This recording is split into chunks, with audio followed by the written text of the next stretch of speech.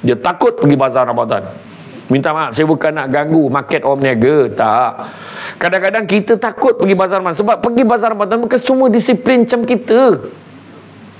Ada yang rambut basah-basahnya rambutku datang bau shampoo. Yang lelaki tengah balik buku bau. Tu belum cerita yang pakai baju ketat. Tu pakai singkat bermula tengok peha ayam depan tu peha orang. Tengok dada ayam, lepas tu kau sambung dengan sendiri. Ya Allah. Lepas tu bini lah sound sebelah. Pasal. Bini lah sound sebelah. Betul, bukan semua. Lepas tu habis segala rukun umrah dia buat kat sana, bazar Ramadan. Dia mikot dekat pintu pagar rumah dia. Dia tawaf 7 round, tak beli apa. Sa'i, hujung ke hujung. Aduh, iya, tu sebabnya jaga. Tu belum cerita lagi, pakai baju dah lah ketat. Lepas tu dengan baju ketat, lepas tu dekat dada ada manik-manik tu macam ada tulisan. Kita ni dah silau-silau macam mana, terpaksa lah baca apa dia tulis tu. Bila ada dekat rupanya dia tulis apa, tengok ajar betul. Kita pun astagfirullahalazim. Lepas tu budak tu menyeling pun je kat belakang dia tulis, kalau nak cakap la ilaha illallah, apa hal baju kau macam tu. Begitu sound, mana kau dapat baju ni dek? Alah pasal malam banyak. Mak kau tak marah ke? Mak sallallahu alaihi wasallam. Terima kasih banyak saya ucapkan kepada puan pengurusi acara, begitu juga kepada ketua-ketua jabatan, pegawai kanan dan kiri, tuan-tuan dan puan-puan yang dirahmati Allah sekalian. Syukur sangat-sangat pada hari ini kita berada di dalam majlis ilmu yang mana Nabi sebut barang siapa yang mengikuti jalan-jalan ke majlis ilmu, maka Allah akan menganugerahkan kepadanya jalan-jalan ke syurga. Amin. Jangan lupa hashtag pergi syurga balik lagi. Jadi hari ini kalau dia pasang spotlight tadi, dia menyindir tu untuk mentanglah penceramah golap kan, dia buka lah macam tu kan. Dah tak ada masalah, memang dah dia golap kan, timur lah kan. Sebab kata orang, makan sirih berpinang tidak, pinang ada di Kota Melaka. Makan sirih menganyang tidak, tegah dek budi dengan bahasa. Kata adat banyak kiasan, ditunjuk dia tetapi bukan. Bergulung pendek panjang digontangkan, memang takkan faham kalau tak digonongkan. Buah berangan di rumpun pisang, limau kasturi berdaun muda. Bulan puasa dah pun datang, bersiap diri menjadi hamba. Orang Jawa mencari bonang kek topi pigi. Jangan tanya kenapa lah dia cari kek topi pigi. Dah pantun macam tu, timur lah kan. Peluang pahala usah dibuang. Kalau tidak menjadilah manusia yang rugi. Patah jarum kek dalam poti, buat menjahit kain bertimbun. Bulan Ramadan kalau kek hati, jadi penawar bertahun-tahun. Padi muda jangan dilurut, kalau lurut patah batangnya. Hati dan nafsu jangan diturut, kalau diturut susah datangnya. Jadi hari ini topik yang dah diberikan Ramadan di hati.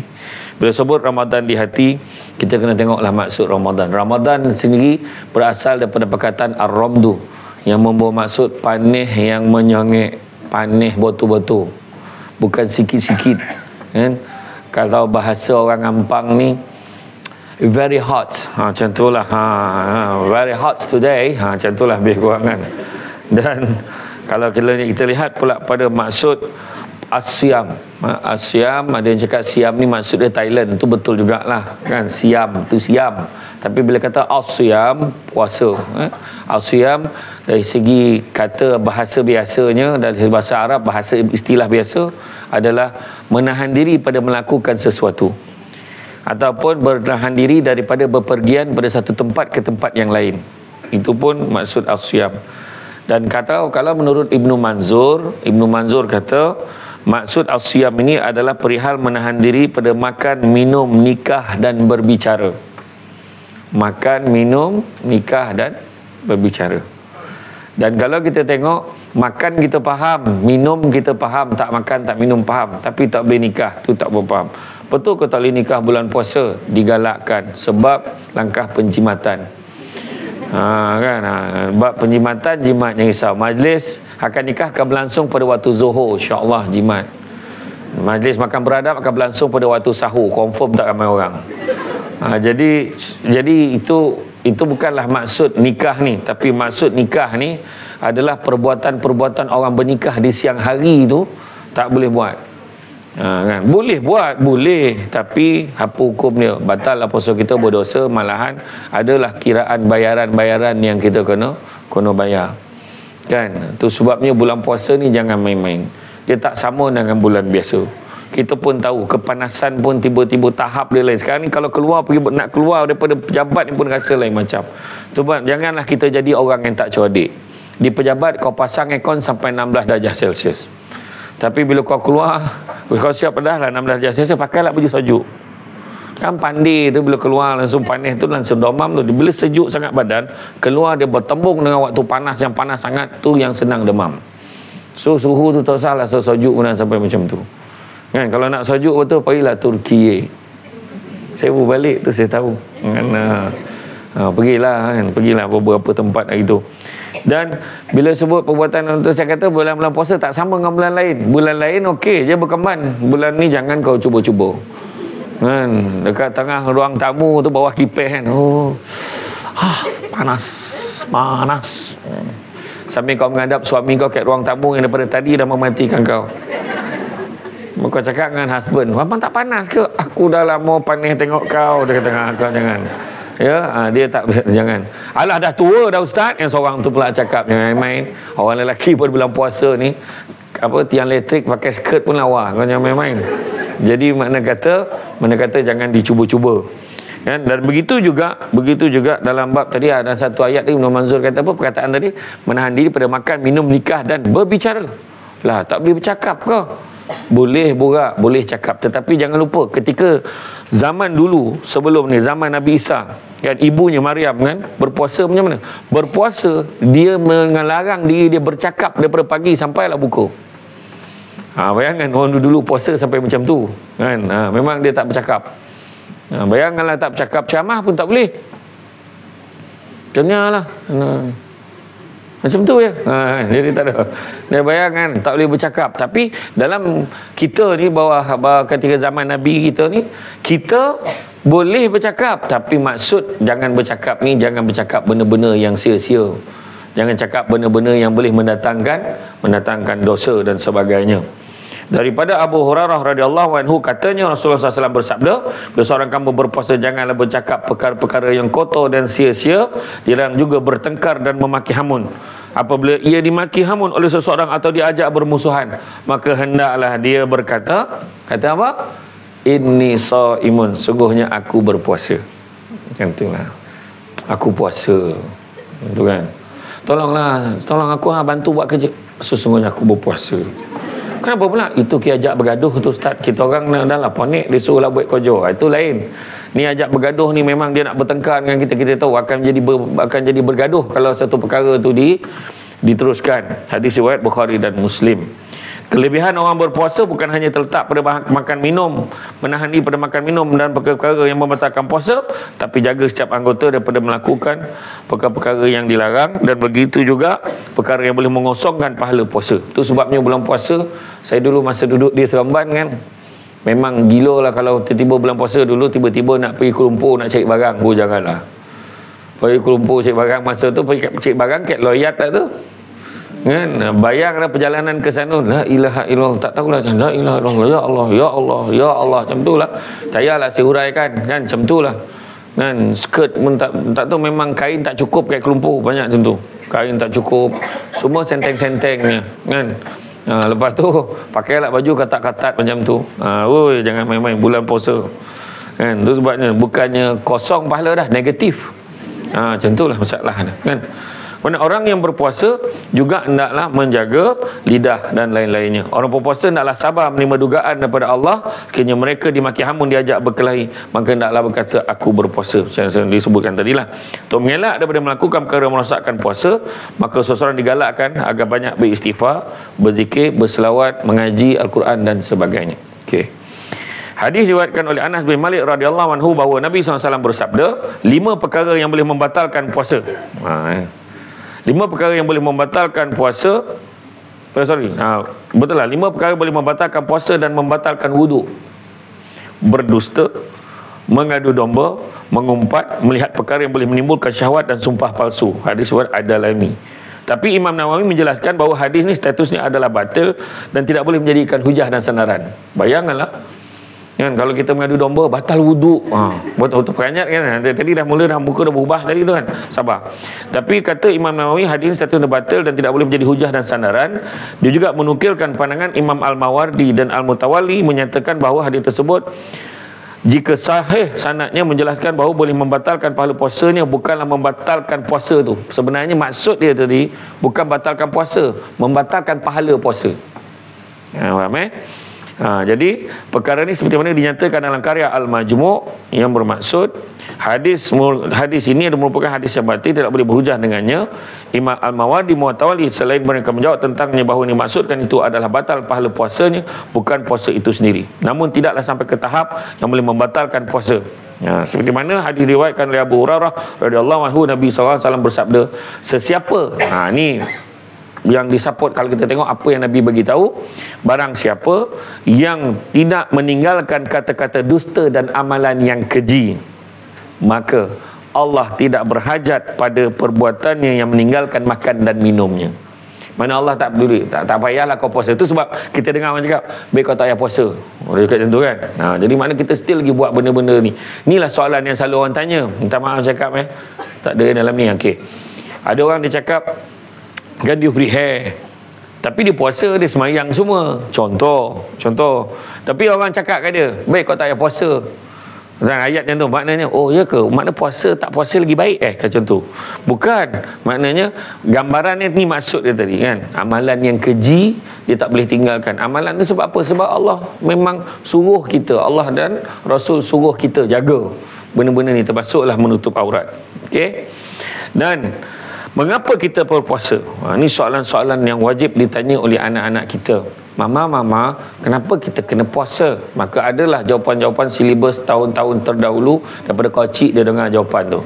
Kau jangan memakak, boleh tak? Puasa lah. Tu satu jawapan. Jawapan yang kedua, dah orang lain semua puasa, kau puasa je lah. Tu kedua. Yang ketiga, kalau kau tak puasa, kau tak boleh raya. Tu paling popular sekali. Kalau kau tak puasa, kau tak boleh raya. Itulah jawapan yang dijawab oleh orang-orang kebanyakan kan. Kau tak puasa, kau tak boleh raya. Pakcik tu yang saya tengok ada seorang puak kuasa tu, dia tak puasa okey dia raya. Saya tak cakap Ampang Jaya, saya cakap tempat lain. Kan dia tak puasa tapi elok je dia raya, dia contohkan. Dia kata. Jadi sebenarnya bukan itu tapi kalau kita tanya kenapa Allah Taala suruh puasa, kenapa kita kena puasa? Sebab Allah Taala suruh. Kenapa Mama kenapa kita kena puasa? Sebab Allah perintahkan. Bila? Anak tanya. Kau ni banyak tanya betul. Bila? Dah lama dah Allah Ta'ala suruh. Kalau kita buka dalam Al-Quran surah Al-Baqarah ayat 183, ya ayyuhallazina amanu kutiba alaikumusiyam kama kutiba alal ladzina min qablikum la'allakum tattaqun. Kan? Yang bermaksud, ni semua dah hafal dah ayat ni. Wahai orang-orang yang beriman, diwajibkan ke atas kamu berpuasa seperti mana kama kutiba alal ladzina min qablikum, seperti mana orang-orang terdahulu diwajibkan berpuasa, la'allakum tattaqun, mudah-mudahan kamu bertakwa. Tapi ramai yang tak tahu cara orang dulu berpuasa tak sama dengan kita puasa. Ramai yang tak tahu. Tapi tak apalah, nanti saya share. So sabar, jangan ke mana. Kita jumpa lagi selepas ini. Macam dalam TV. Jadi kita diwajibkan, hujung tu yang paling penting sikit, la'allakum tattaqun, mudah-mudahan kamu bertakwa. Maknanya belum confirm lagi. Contohnya, ada buka jawatan kosong dekat MPAJ, kau isi lah borang tu, mudah-mudahan dapat. Maknanya belum tentu dapat. Nampak tak? Tapi kalau dia tak isi borang, confirm tak dapat. Macam itulah kalau dia tak puasa, confirm tak dapat takwa. Itu sebabnya dia sebut ya ayyuhallazina amanu, wahai orang-orang beriman. Dia tak cakap wahai orang-orang Ampang. Dia tak cakap orang Islam pun dia tak cakap, tapi dia kata wahai orang-orang yang beriman. Itu sebabnya orang yang tak beriman ni dia risau dengan puasa. Dia dah buat jatuh kuasa task force kan, geng-geng plastik hitam dan juga mana kodai yang clear ni weh. Ni sedia weh, dia pukul 3 dah buka dah. Lambat weh. Kan pukul 12 tak ada. Dan memang maha kuasa Allah jadikan orang yang tak puasa di bulan Ramadan lebih teruk laparnya daripada orang yang berpuasa. Tak percaya, tanyalah pada orang perempuan yang tak puasa. Dia bila tak puasa, dia tak boleh bagi tahu orang, dia tak nak orang tahu yang dia tengah cuti. Dia cover line. Dia nak makan ni orang lalu. Betul kan? Kadang-kadang tu dah macam ulat kan tu. Sak. Bayangkanlah, lepas tu sibuklah buat kerja, lupa telan. Bayangkanlah bunyi ribut, lupa telan lah, ada benda dalam mulut punya. Macam tu lah. Kan? Jadi mana kata, betul, tanya orang perempuan. Bukan saya kata, tak, itu orang perempuan, keistimewaan orang perempuan Allah bagi dia. Dia boleh cuti. Allah bagi cuti. ABC. Tapi walaupun dia bercuti tu, tidaklah melesenkan dia. Oh, cerita lesen pula MPJ kan. Tidaklah membenarkan dia boleh makan secara terbuka depan orang, melainkan dengan geng-geng tak puasa dia. Aku pun tak puasa, nak makan mana? Gitu kan. Pantry. Tak puasa kan, diamlah. Dia marah. Dia cuba cover kalau boleh, betul tak? Kan? Tak nak. Dan yang paling best sekali, muka dia dengan muka puasa sama. Sama. Kan? Jadi, dan itu tujuan yang pertama. Sebab kenapa kita puasa? Sebab Allah suruh, Allah perintahkan. Yang kedua, bagi mengisafi nasib orang yang kurang bernasib baik berbanding kita. Kan? Contohlah, kalau kita tengok kan, saya selalu bawa contoh. Bayangkan orang Rohingya tu boleh telefon Mufti Arab Saudi tu ketika dia berceramah. Ni cerita sebelum PKP 10-15 tahun dulu. Dia telefon waktu tengah buat live tu, dia telefon, sahkah puasa kami dengan tahap kami tidak bersahur dan kami tidak berbuka? Cuba fikir. Dia tak ada makanan. Contoh kita tengok sekarang di Palestin. Tu sebabnya saya insya-Allah kalau nampak besok muka saya launchkan pasal ibadah korban, join ramai-ramai. Sebab tahun ni kita buat lain sikit. Salah satunya adalah saya nak buat program tu, kita memberikan daging korban dah siap dimasak, hantar ke Palestin. Sebab apa? Di keadaan tak sama. Dulu kita hantar, harga seekor lembu dekat Palestin masa tu 13,000 ke 15,000 seekor. Sebab mahal, sebab lembu tu ngelak peluru. Bukan senang nak sampai kan. Jadi bayar mahal sikit lah. Jadi untuk tahun ni lain sikit sebab dia takkan boleh masak. So kita masak, kita hantar lembu-lembu yang kita korban. Tuan-tuan masuk nanti, kalau nampak muka saya launch benda ni, join. Kita hantar dekat Hadramaut ni, nasi Arab Hadramaut, masak ikut resepi selera orang sana. Kita retort, kita dah masak, kita retort supaya kita dia bertahan lama, kita hantar ke Palestin. Hanya itu kita cara bagi. Bayangkan, dia orang susah sekarang ni. Bayangkan purata air untuk seluruh umat Palestin, rakyat Palestin sekarang. Berapa purata air yang dia orang ada untuk makan, untuk minum, untuk bersihkan diri adalah 1.5 liter setiap seorang. Tu je yang ada setiap hari. Bayangkan macam mana. Mana cukup 1.5 liter kau nak buang air, kau tembak sop kan. Lepas tu dengan tekan lagi. Yang tekan tak campur berapa liter kan, yang tekan, yang bangun, yang main niat aja dia turun sendiri kan. Tu belum cerita lagi berapa banyak air yang kita mandi, shower lagi kan, minum lagi, tekan dengan kecap sejuk, sejak panas kan. Belum kira lagi. Bayangkan, itulah kesusahannya di Kemboja. Bayangkan saya 3 tahun join kembara korban di Kemboja. Bayangkan dia orang, ya Allah, susah betul. Tu sebabnya siapa dia pulang pergilah. Saya pergi 3 tahun berturut saya pergi dulu. Masa saya pergi dengan grup tu, saya pergi, kita korban dalam setiap kampung tu dapat dalam tak kurang lah 70 ekor lembu setiap kampung. Di orang Melayu campur. Sebab satu dunia ni, Indon datang, daripada Singapura datang, daripada kita korban kan. Tapi dalam 70-80 ekor, 100 ekor lebih, tengoklah. Dan bila sampai pada hari raya ketiga pun kita pergi. Kita raya dulu raya haji dekat Malaysia, hari ketiga pun kita pergi. Masa tu simbolik je, lagi tinggal dalam 5-6 ekor je kita korban untuk simbolik bagi, untuk balance dia. Dan bila kita dah lapar, kita dah timbang apa semua, kita pun naiklah motor dengan budak-budak Kemboja tu, naik motor dengan naik tuk-tuk, dengan naik apa benda yang macam ada mesin bajak tu, dijadikan kenderaan dia tu. Dia bawa lah pergi ke rumah-rumah orang yang susah ni. Kita pun hantar. Bila hantar kan, kita bagi daging, kita bagi beras sikit, kita bagi duit. Tengok grup lah. Kadang ada yang bagi pakaian, ada yang bagi macam-macam sumbangan. Macam mak saya daripada Malaysia, dia dah siap packing dah jajan-jajan tu. Sebab turun je bas, budak-budak kecil tu semua berebut. Bayangkan budak-budak kecil tu telanjang pun ada lagi, pakaian tak ada kan. Tapi budak-budak tu semua berusia 5-6 tahun lah, bukan yang 30 tahun kata 5-6 tahun Bila turun, sebab kalau tidak, sebabkan kita orang Malaysia ni baik. Orang Malaysia sangat baik. Kita ni mudah simpati orang. Kita bagi. Kadang duit yang kita bawa ni kita tukar bagi. Jadi mak saya nak, kalau boleh duit tu kita bagi sumbangan untuk sumbangan tertentu. Ada target, so mak saya bawa jajan tu untuk budak-budak tu bagi. Ramai budak-budak berkerumun, memang seronok tengok kita datang. Dan bila naik motor sampai kat rumah-rumah dia orang dengan kita pun bagilah daging. Ya Allah, bau orang ni menangis, dia peluk kita ni. Bau dia dengan daging korban tadi sama. Dia orang memang susah tak mandinya dengan baunya, rumahnya. Ya Allahu Akbar. Bayangkan, ingat tak kayu api kan, bengkok kayu api tu kan, susun jadi tiang dinding rumah dia. Bayangkan, jarang-jarang nampak dalam dengan tahap tu 7 anak tu. Dinding macam tu, anak 7 orang. Cuba fikir macam mana tu. Fikir. Lepas tu sekali tu saya hantar ada satu orang tua tu, banyak dia rumah dia lebih kurang daripada tu yang dinding belakang tu yang tengah duduk tu. Tengah-tengah ni macam lopak apa semua, macam ada paya sikit apa semua. Dia jalan ambil ni. Rumah dia buruk macam reban, macam pondok dusun ni lah. Jadi bila dia datang ambil, kita bagi pak cik ni, orang tua ni kata saya hidup seorang ke. Isteri mana? Isteri kat hospital. Mana hospital dekat Khmer, dia kata. Dekat apa nama? Hospital Phnom Penh. Lepas tu cakap isteri sakit ada kat hospital, tapi kenapa tak jaga? Tak mampu nak jaga, tunggulah mudah-mudahan dia sihat, so dia baliklah tu.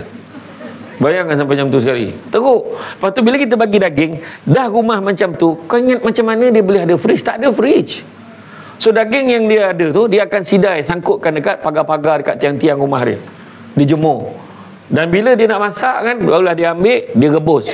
So sampai tinggal tulang. Tulang tu pun berminggu-minggu disopkan tulang tu. Dia simpan balik sup tu. Kita tulang buang dah. Sup ekor liat buang dengan daging-daging buang. Betul tak? Susah nak cari sup ekor power macam sup tom yum kat Seremban tu. Yang memang lembut, sedap. Hilang. Lupa, hilang ingatan nak makan ni sedap kan. Macam tu kan. Saja beritahu tentang siang-siang ni cerita memang sedap. Jadi macam tu lah, bayangkan. Dia tak ada makanan, dan dia orang ni pula bukan hanya miskin dari segi ekonomi, dia juga miskin dari segi agama, pengetahuan dia. Ada yang dia Melayu campar kan, dia ada cam 5, ada cam 7. Cam 5 macam kita semain 5 kali sehari. Cam 7 semain sekali sehari, jadi 7 kali seminggu. Tu yang cam 7. Ada macam tu. Ada. That's why. Tu sebabnya saya jumpa dengan mufti Kemboja, mufti negara Kemboja, Datuk Kamarudin ni. Dia pendapat Datuk sebab Malaysia bagi.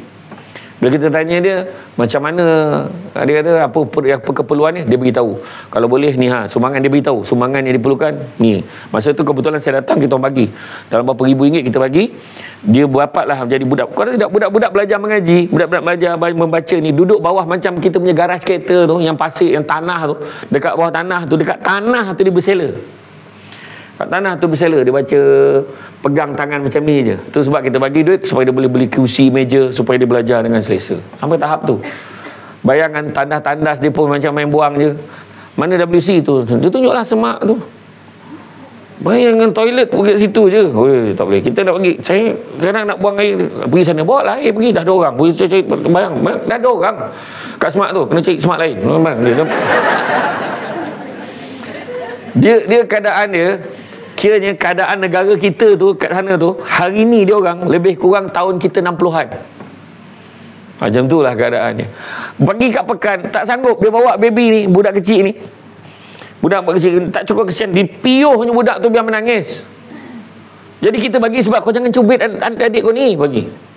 Bayangkan kita bagi kesian. Jadi bila kita fikirkan, kita tidaklah seteruk itu. Jadi menghayati kehidupan orang yang kurang bernasib baik pada kita. Kedua, untuk mengawal hawa dan nafsu. Yang ketiga, mengawal hawa dan nafsu. Itu tujuan puasa. Dan yang keempatnya, menyuburkan perasaan pemaaf, bertolak ansur dan jujur. Itu bulan puasa ni. Memaaf. Dia dulu gaduh, dah lah, cukup lah. Tak puas hati dengan orang department ni. Menyampah aku dengan ketua jabatan ni, belagak macam dia je hebat dengan cakap dia je. Nak kan kita kadang geram-geram penguasa kan. Ada orang kadang dia melayan penguasa, dia macam hamba dia. Tolong. Ada ketua jabatan macam tu, dan tak ada di MPAJ, di tempat lain. Macam tu. Aku cakap tu terang je. Jadi maka, dan ayat yang paling penting juga, ayat yang penting dia tolak ansur. Begitu juga pemaaf, reda, sepat. Kalau sebelum puasa cuba tengok, bang, anak kita lambat balik, Pahal dia ingat rumah ni apa. Kau tengoklah, kau lambat sikit kau tengok, kau sebat dia mati budak tu. Bayangkan ayat tu. Tapi bila dah puasa dengan tenang, dengan ni, bang, anak kita tak balik lagi, biarlah. Belum balik lagi, bang, kau apa dah ni, bang, sabar. Dia sebenarnya tak terdaya, dia nak marah tak terdaya, biarlah. Abang macam mana bang nak kena buat report? Astaghfirullahaladzim, belum 24 jam lagi. Kalau besok dia tak balik, mana dah matilah tu. Punya tenang dia. Macam itulah keadaan dia kan. Macam itulah. Dan ayat yang paling penting hujung tu, la'an lakum tattaqun, mudah-mudahan kamu bertakwa. So apa maksud takwa? Jadi makna kata dalam bahasa Arab, kata takwa tu bahasa kata kerja ittaqa, bermaksud berwaspada dan berjaga-jaga, atau takut kepada Allah dengan menjauhi segala larangannya. Ittaqa juga bermaksud menjadikannya pelindung daripada sesuatu perkara. Ulama mendefinisikan perkataan takwa, antaranya Imam Ar-Raghib Al-Asfahani, yang menyatakan takwa itu menjaga jiwa daripada perbuatan yang membuat seseorang itu berdosa, dan hal itu dengan meninggalkan apa-apa sahaja yang dilarang oleh Allah SWT. Beza takwa dengan takut. Takut ni nampak hantu, momok, kita cakap, pergi dapur, momok. Kita harapkan apa? Bila dia takut, kita harapkan dia apa? Dia akan tinggalkan tempat tu. Tapi takwa tak. Takut tadi saya kata, takut dengan melaksanakan apa yang Allah Ta'ala suruh. Bila takut lagi kita dekat dengan Allah, bukannya lagi jauh. Takut hantu beza. Sebenarnya hantu wujud tak? Hantu tak wujud. Yang wujud orang Malaysia tak ada kerja, berlakon jadi hantu. Syaitan iblis ada, dia boleh menyerupai macam-macam. Itu yang sebenarnya kan. Jin ada jin apa? Ada jin Islam, ada jin kafir. Jin kafir ni dia satu geng dengan syaitan ni. Tu hati-hati kan. Itu tajuk lain lah. Tajuk lain pasal jin, malaikat dengan dia mana kena panggil lagi lah ni. Jadi kemudian Imam An-Nawawi pula menyatakan bahawa mentaati takwa ini, mentaati perintah dan larangannya. Berdasarkan penjelasan ini dapat difahami bahawa takwa berkait rapat dengan keakuran kita, kepatuhan kita kepada Allah Subhanahu Wa Taala. Segala larangan Allah wajib dijauhi, manakala segala suruhannya wajiblah dilakukan, ditaati dengan penuh rasa kehambaan. Jadi takwa bukan hanya membuat maksud takut, malah menjadikannya pelindung dan memelihara kita daripada sebarang perkara buruk dan bahaya. Jadi firman Allah SWT bermaksud, sesungguhnya semulia-mulia kamu di sisi Allah ialah orang yang lebih takwanya di antara kamu, dan bukannya lebih keturunan atau bangsanya. Sesungguhnya Allah Maha mengetahui lagi Maha mendalam pengetahuannya akan keadaan dan amalan kamu. Surah Al-Hujurat ayat yang ke-13. Maknanya di sisi Allah sama aja. Tak percaya, pergi solat. Bila pergi masjid, di sisi Allah, pergi masjid. Minta maaf, saf pertama hanya untuk ketua jabatan saja. Awak pangkat apa? Oh, J19 belakang. Tak pernah orang cek macam tu. Oh, you Datuk Seri, Tan Sri depan. Biasa cuma kebetulan. Dia bagi keistimewaan VVIP duduk depan. Samsul Debat pun tak nak duduk depan. Tak nak duduk belakang imam. Sebab Samsul Debat kebanyakan masa dia jamak. Jadi duduk belakang, senang. Kan? Aku tak selesa bila semain kat depan, orang perhati kat aku belakang. Jadi kan orang dah dengan berzikir, berdiri pula dia ni. Contoh kan. Jadi kita jamak tu, kita buat dekat belakang. Lagi satu, kadang kebetulan macam raja-raja, macam kata menteri-menteri, memang dia bagi keistimewaan duduk saf depan tu. Bukan apa, itu penghormatan manusia, bukannya di sisi Allah. Di sisi Allah kita sama aja. Yang risau. Macam hari ni kan, dengar ceramah agama, tak ada pun, mana protokol pun tak ada sangat. Saya sebut ketua jabatan, ada disebut. Maaf, hari ni ceramah ni hanya dibuka kepada ketua jabatan saja. Kan, tak ada, semua sekali boleh datang. Kan? Tapi sebab saya percaya dalam ni ada yang bukan staf majlis pun ada, saya tahu. Saya tengok muka pun tahu. Ada yang kisah saudara mara dia bawa secara songlap, dia bawa masuk. Ada geng-geng daripada saya tahu. Ada yang tengah bayar cukai malam jom. Tadi dia turun naik atas kan. Tak kisah, tak ada masalah pun. Tak ada larangan-larangan yang keras untuk benda tu. Melainkan konsert Coldplay dan juga itu menyangan. Ke tu siapa yang bayar je dapat masuk. Wah, asam betul. Blackpink dan Coldplay. Dahsyat kan. Aduh. Dan kemudian begitu juga kan? Ramadan ni di hati kenapa? Contoh macam ni lah kita dengar. Okey, hari ni kita ada cabutan bertuah. Kita ada cabutan bertuah, yang mana pemenang cabutan bertuah berpeluang untuk memenangi percutian pergi ke Bangkok dan juga Hatnyai selama 5 hari 4 malam. Tu grand prize. Saya nak tanya, dan dia terbuka hanya untuk orang yang duduk dalam dewan ni saja. Contohlah, so apa yang berlaku? Apa yang berlaku pada kita?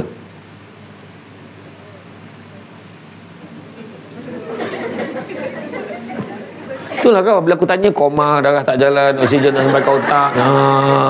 Maksudlah kau lah paling puasa sekali kan? Apa yang berlaku? Kita akan berharap. Betul tak? Dalam hati tu cakap, ya Allah, akan best kalau aku yang menang. Sebab ada orang tu, dia dah tak ada dah dalam hati dia.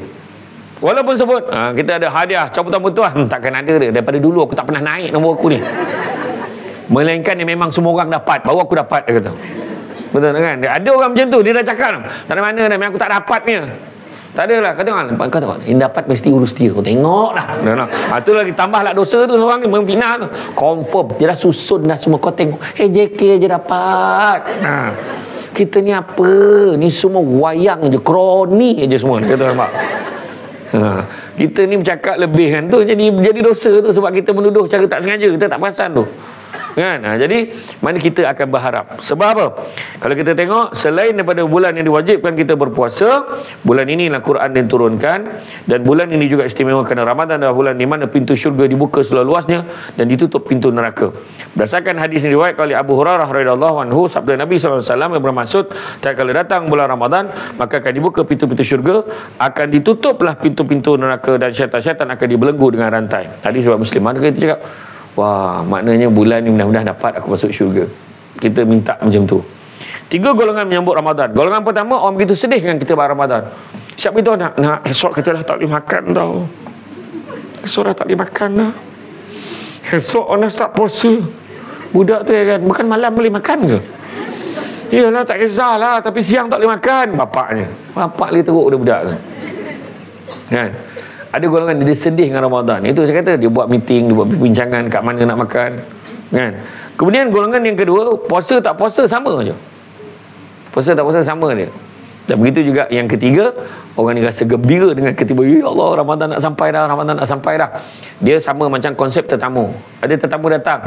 Aduh, datang pula dia. Aduh, kenapa dia datang ni? Alah, musibat betul. Musibat katanya. Kan ada orang tu, ada ni, dia datang lah, biarlah dia datang, sama aja. Dia datang, biarlah datang, bila masuk, biarlah dia makan, benda ada kot, biarlah. Dia tak rasa apa. Dia ni datang, dia datang, ya Allah, cepatlah masuk. Macam tadi kan, ada orang, beberapa orang yang macam excited, nampak Samsul Ubat tadi, macam excited kan. Gitu macam tu tadi kan, macam entah, aku pun tak tahu, macam alien lah. Kan? Jadi mana kata kita excited tetamu kita datang, kita akan sambut dia. Bukan semua orang yang kita excited sambut dia, kan? Melainkan orang yang baik dengan kita. Tu sebabnya Ramadan ni beza dengan kita. Kalau kita tengok budak-budak sekolah kan, budak-budak sekolah rendah, dia tengok jam tak bergerak. Belum puasa ni, Allah tak bergerak, jam ni bila nak buka tu. Mama boleh minum tak? Boleh minum tak? Sabarlah sikit. Hati-hati Budak-budak kita kena faham, kekuatan ni tak sama dengan kita. Yang kita kena tekankan kanak-kanak ni, solat lagi besar keutamaan untuk budak-budak ni, budak-budak kecil kan. Tapi kalau dia baru tadi, sebab ada kes di Seremban dulu ni, cerita ni tahun masa saya sekolah rendah tu. Masa saya sekolah rendah, bayangkan ada budak sekolah ni, dekat sekolah dekat belah-belah Hampangan, belah-belah Paroi ni, ada satu budak umur 6-7 tahun. Nanti sikit lagi tengah hari, tengah hari budak tu bagi je budak tu minum. Lepas tu sudahnya budak tu pengsan, naik ambulans, tak sempat sampai hospital, meninggal dalam ambulans sebab dehydrated. Budak ni tak sama macam kita, tak, dia lain. Tu sebab budak-budak sekolah rendah dia tengok, alamak tak bergerak jam ni. Kita kan jam tu dulu, alah rosak, ambil kursi tu dengar jam tu kan. Oi, berbunyi jam ni, apa bodoh sangat jam ni, lambat kata. Lepas tu kan kita pergi dekat simen. Dulu kan mana ada tile, simen aja, tikar getah kan. Kita pergi letak bantal kan sejuk. Lepas tu dah panas kita terbalik kan. Tengok kan. Lepas tu kita jap pergi peti ais. Bukan ada apa pun peti ais tu. Peti ais. Lepas tu apa tu? Tak ada, tengok je. Kita kena marah kan. Betul itu. Tapi bila masuk sekolah rendah, masa tu dah ada best friend forever kan, BFF, dah ada kawan-kawan, dah ada banyak sibuk, banyak benda kena buat, kena kerja, kena itulah inilah, kena buat assignment, kena buat homework lah, kena ni. Lepas tu kawan-kawan dah ada geng-geng cerita pasal ni. Kejap je nak berbuka. Lah, dah nak buka dah. Kan? Tapi lambatnya nak raya. Nampak tak? Tu remaja, dia rasa lambat nak raya. Sebab yang penting pada remaja masa kita tu raya. Kan? Dan kanak-kanak seperti kita pula beza sekarang. Beza, iaitu macam baru hari tu je puasa. Macam baru lagi. Ingat tak yang raya terkejut tu 2 tahun lepas tau, bukan tahun ni. Bukan tahun lepas, tahun sebelum tu yang raya terkejut tu. Berapa ramai kita pergi beraya, lemang tegak tapi isi tak ada. Sebab tak sampai bakar kan, tak peranyat kan. Kau tak tahu aku buka puasa kat KL masa tu, yang sehari sebenarnya kan. Lepas tu kawan-kawan telefon, "Weh, kau tahu tak besok raya?" Tahu. "Oh ya ke? Okey, selamat raya." Okey. Pecut. Hal baru tahu, tak tahu sebenarnya. Buat-buat tenang aja. Kelang kabut. Memang kelang kabut. Kan? Macam baru je tahun 2 tahun lepas kan? Macam baru je hari tu puasa. Ni dah puasa balik. Maknanya apa? Kalau hari tu baru puasa, tiba-tiba dah puasa balik. Maknanya apa? Nak mati tak payah kau cakap cepat masa berlalu, tak, memang nak mati tu je. Itu tanda kita dah dekat dengan kematian. Itu sebenarnya. Nabi ambil satu ranting kayu. Nabi buat lukis dekat atas tanah tu, Nabi buat satu garisan panjang. Nabi buat satu segi 4 tepat, lukis satu segi 4 tepat, tergantung pada garisan yang panjang tu, segi 4 tepat macam ni. Dalam segi 4 tepat tu Nabi cakap macam tu. Sahabat tanya, apa yang kau lukis tu Rasulullah? Garisan panjang tu, itulah cita-cita manusia, kata Nabi. Panjang, nak buat itu, nak buat ini, nak ini. Tapi umur kita setakat segi 4 tepat. Setakat tu je umur kita sebenarnya. Itu panjang. Umur setakat tu. Yang ni cakap ni, itulah dugaan, cabaran, ujian macam-macam yang menyebabkan kita tak terasa. Lah, dah nak pencen. Ya Allah, diam-diam ya kan, dah 10 tahun aku kerja kat sini. Sekejap je. Macam baru itu puasa. Macam baru itu raya. Dia dah nak puasa balik. Hari ni dah hari ke berapa kita puasa? Oh, cepat ingat. Dah 4 hari dah. Kan? Daripada yang kawan-kawan yang countdown itu. 30 hari lagi. Guys, 20 hari lagi. Dalam grup macam dia seorang yang jaga tarikh tu, menyampah aku. Update. Kan? Jadi mana tu? Kejap je lah. Dah puasa balik. Nampak tak? Itu sebabnya masyarakat di negara Arab kan, kalau masuk aja bulan Rejab, dia punya excitednya Rejab, dia dah siap dah baju nak pergi tarawih. Dah siap dah kain nak pakai untuk tarawih, sandal dia nak pakai pergi tarawih, wangi-wangian dia dah siap. Dia tak pakai bulan Rejab Syaban ni. Yang ni dia standby untuk bulan Ramadan. Dah siap dah buah tamar yang terbaik, kurma ajwa alia. Dah standby dah. Dah siap dah madu. Sunnah Nabi kan. Dah siap dah. Benda-benda yang ni, Quran yang dia nak baca, yang besar tulisan itu besar nombor plate kereta. Sebab dia jenis bukan rabun dah, buto. Nampak kan? Jadi dia beli Quran yang besar tu, buka tu kena 3 orang tu tuan buka muka surat tu. Dia nak baca tak, maknanya memang dia jenis senang nak baca kan. Jadi mana kata dah buat persediaan lah. Orang hebat tak orang Arab? Hebat kan? Tapi orang Malaysia lagi hebat. Belum Rejab tapi dah terbayang Syawal, lagi jauh. Maknanya dia lagi advance daripada orang Arab ni tadi. Kan, kau ni memang bukan tahun ni, tahun lepas dah siap baju. Gila betul. Kau tengok baju aku rare. Semua satu set semua. Tengok sekali bagi siarah saudara, sama dengan lansir mak kawan tu.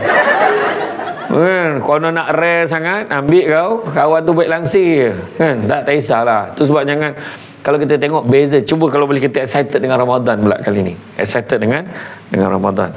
Kalau kita tengok bulan puasa ni, bulan yang tak selalu kita dapat peluang untuk bersamanya. Kalau kita tengok, Allah Ta'ala bagi peluang. Kenapa Allah bagi kita Ramadan lagi? Tahun lepas dah bagi, tahun ni bagi. Kenapa? Mungkin masih ada lagi kekurangan dosa-dosa kita yang kita tak selesaikan. Maka gunakanlah, manfaatkanlah masa ni untuk membuat amal kebajikan dengan sebanyak-banyaknya. Begitu juga tuan-tuan, darjat puasa menurut Imam Al-Ghazali. Pertama, puasa umum. Puasa umum hanya menahan perut dan syahwatnya daripada tuntutan nafsunya. Dia biasa sekadar menahan diri pada makan, minum serta menjaga kemaluan dia. Tu je. Dia tak makan, tak minum, dia tak usik bini dia. Tu yang soalan orang tanya saya masa saya camah kat Bukit Aman tu. Ustaz, masa tu saya pasang surau-rau panel, ada moderator daripada PDRM ni tanya, Ustaz nak tanya sikit, katalah saya berkahwin, kita bersama, tiba-tiba azan, macam mana Saya kata kalau azan maghrib on, saya kata kalau azan isyak on, kata. Lepas tu Abang Samsul Rawa bila dengar soalan tu, Abang Samsul Rawa dengan soalan tu, oh tu soalan ni biar dia jawab. Apa pula aku pula, kau lagi lama kahwin daripada aku, saya kata. Bayangkan, benda ni bukan hanya orang yang baru kahwin. Orang yang dah lama kahwin pun tapi dia tak perasan. Contoh, dia pergi Sabah, dia lupa. Ni bukan Semenanjung, ni Sabah, tahu. Bila Sabah, dia punya sahur awal. Dia tak sama macam kau KL. Kan? Betul. Jadi maknanya kalau kita tengah, kalau kita bersama tiba-tiba dengar azan macam mana. So saya tanya balik kepada akak tu. Saya nak tanya satu soalan. Waktu azan tu dah sudah atau sedang? Kau jangan gelak, ni soalan ni boleh berlaku pada kita tau. Apa? Pada kita semua. Kan? Sedang bersama tiba ke ataupun dah selesai? Kalau dah selesai, lega. Contoh, suami isteri selesai satu bab. Allahu Akbar, Allahu Akbar. Dah azan abang. Relax, jangan panik. Masuk dalam bilik air, kita mandi wajib apa semua, kita wuduk, kita apa, kita mandi macam biasa, kemudian kita ambil wuduk, kita solatlah subuh dan kemudian berpuasalah. Maka kau tahulah betapa sengsaranya puasa hari itu, kerana engkau orang sibuk makan sahur, kau sibuk buat kerja. Macam tu lah kan. Apa? Lain nak kojol. Jadi kalau waktu azan, tapi katalah sedang, proses tu sedang berlaku, tiba terdengar Allahu Akbar, Allahu Akbar, kata tengah ni kena berhenti macam tu, salah seorang. Allahu Akbar, stop macam tu. Faham? Macam tu. Azanah, ya Allah. Abang, ni azan kali pertama. Oh, okey. Sambung boleh. Contoh, tak apalah. Kan ada kan setengah tempat dia buat azan kali pertama kan. Tapi janganlah bila dengar azan Allahu Akbar, sikit lagi. Jangan. Jangan. Tu kau cik pasal nama dia. Faham? Okey? Kemudian yang kedua, tadi puasa umum setakat menahani pada makan dan minum dan membatalkan puasa dan juga dia tak melakukan hubungan. Yang kedua, puasa khusus.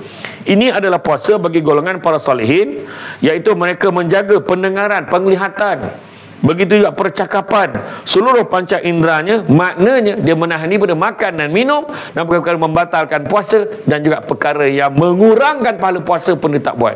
Dia takut pergi bazar Ramadan. Minta maaf, saya bukan nak ganggu market orang niaga, tak. Kadang-kadang kita takut pergi bazar Ramadan sebab pergi bazar Ramadan bukan semua disiplin macam kita. Ada yang rambut basah-basahnya, rambutku datang bau shampoo. Yang lelaki tengah balik buku bau. Tu belum cerita yang pakai baju ketat. Tu pakai singkat bermula tengok peha ayam depan tu peha orang. Tengok dada ayam, lepas tu kau sambung dengan sendiri. Ya Allah. Lepas tu bini lah sound sebelah. Puasa. Bini lah sound sebelah. Betul, bukan semua. Lepas tu habis segala rukun umrah dia buat kat sana bazar Ramadan. Dia mikot dekat pintu pagar rumah dia. Dia tawaf 7 round tak beli apa, sa'i hujung ke hujung. Aduh, iya, tu sebabnya jaga. Tu belum cerita lagi pakai baju dah lah ketat. Lepas tu dengan baju ketat, lepas tu dekat dada ada manik-manik tu macam ada tulisan. Kita ni dah silau-silau macam ni, terpaksalah baca apa dia tulis tu. Bila dekat rupanya ditulis apa, tengok wajah betul. Kita pun astagfirullahalazim. Lepas tu budak tu menyeling pun je kat belakang dia tulis kalau nak cakap la ilaha illallah apa hal baju kau macam tu. Begitu sound, mana kau dapat baju ni dik? Alah pasal malam banyak. Mak kau tak marah ke? Mak pun ada satu, dia kata. Mak kau pakai kat rumah untuk abah kau. Yang kau ni pakai untuk siapa? Cakap tu. Berhenti-berhentilah pakai baju ketat-ketat. Kadang dia pakai tudung. Ada juga pakai tudung tapi ketat. Lepas tu bila tudung ambil barang sibuk betul-betul kan. Tak usah. Termasuk kat lelaki ni. Lelaki pun sama, yang badan-badan sadar yang pergi gym ni. Siapa kata boleh mahal kalau kau tunjuk badan kau kat orang? Ini macam ni. Lepas tu santak sangat ke bawah tu. Bawah. Assalamualaikum warahmatullahi wabarakatuh. Apa khabar semua? Saya Syamsul Ban. Ni saya nak buat pengumuman cabutan bertuah Aidilfitri Al-Am kepada semua penggemar susu kambing Al-Am. Kami ada berita baik untuk anda semua. Kami akan mengadakan cabutan bertuah Aidilfitri Al-Am buat semua pelanggan yang membeli susu kambing Al-Am. Cabutan bertuah Aidilfitri Al-Am akan berlangsung pada 1 Mac 2024 hingga 1 April 2024. Bagi yang ingin menyertai cabutan bertuah ini, anda bolehlah scan kod QR yang terdapat pada kotak susu kambing Al-Am. Jangan lepaskan peluang ini kerana pelbagai hadiah yang menarik menanti anda.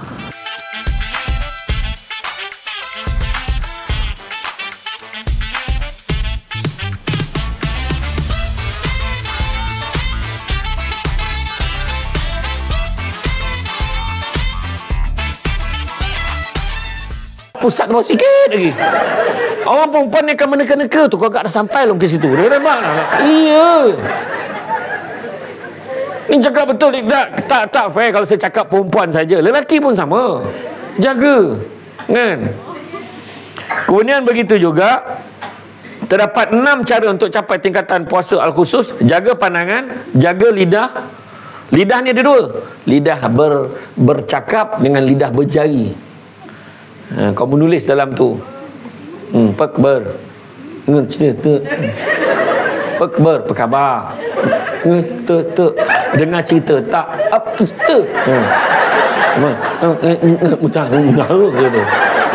Teruk betul. Macam cacat pula membaca ni. Betul. Kau share cerita orang. Apa cerita pasal Alif Aziz? Kau cerita pasal dia. Kau tak mengumpat ke cakap?